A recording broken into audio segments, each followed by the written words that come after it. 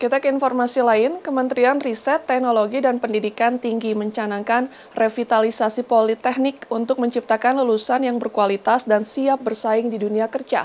Hal ini dilakukan dengan penguatan kualifikasi pengajar, kurikulum, serta mahasiswa. Politeknik menjadi salah satu bagian pendidikan tinggi yang ada di Indonesia, namun keberadaannya belum menjadi pilihan utama masyarakat. Padahal Politeknik diklaim menciptakan lulusan yang lebih siap diserap industri karena sudah dibekali kemampuan di bidang keterampilan. Maka dari itu Kementerian Riset, Teknologi, dan Pendidikan Tinggi melakukan revitalisasi Politeknik. Dikutip dari laman ristekdikti.go.id, Kemenristek akan melakukan revitalisasi dengan mendorong Politeknik untuk melakukan pengembangan yang berorientasi pada kebutuhan industri. Upaya tersebut sebagai salah satu wujud peningkatan kualitas sumber daya manusia agar siap melakukan persaingan kerja, terutama menjelang bonus demografi pada 2030 mendatang. Politeknik Negeri Bandung, salah satu politeknik di Kota Bandung, mengaku sudah melakukan penguatan pendidikan vokasi secara mandiri, salah satunya dengan menanamkan nilai kewirausahaan.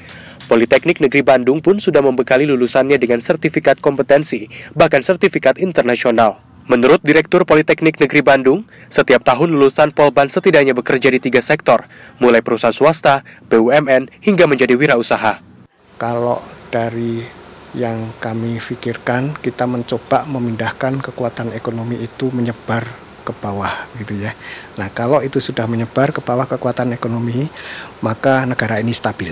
Politeknik itu kan dari awal dulu itu kan ada praktikum, kemudian juga ada pelajaran di dalam kelas gitu ya, yang porsinya juga cukup tinggi gitu ya. Nah, sekarang akan ideal kalau juga kita lakukan bersama-sama dengan industri gitu ya.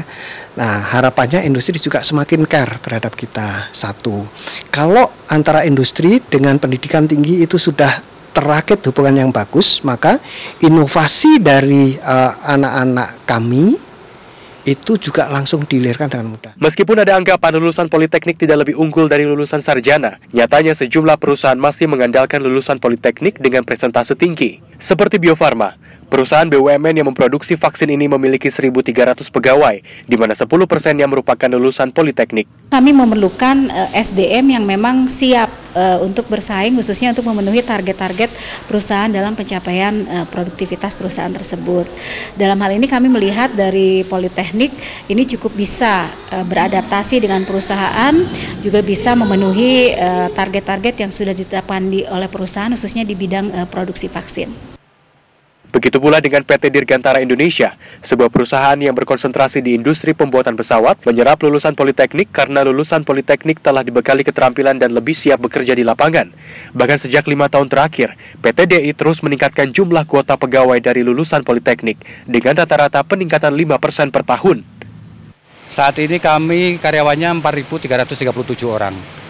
Dari D3-nya yang dari Politeknik itu 540 orang. Dan dari D4-nya sekitar 100 orang, jadi sekitar 15% kami ada Politeknik. Selama ini lulusan Politeknik, pendidikan vokasi itu lebih banyak kita pakai, karena mereka memang sehari-harinya juga prakteknya lebih banyak. Guna semakin meningkatkan SDM yang berkualitas, Kementerian menyarankan Politeknik menggenjot beasiswa bagi mahasiswa, baik di dalam maupun di luar negeri. Tim Liputan, CNN Indonesia.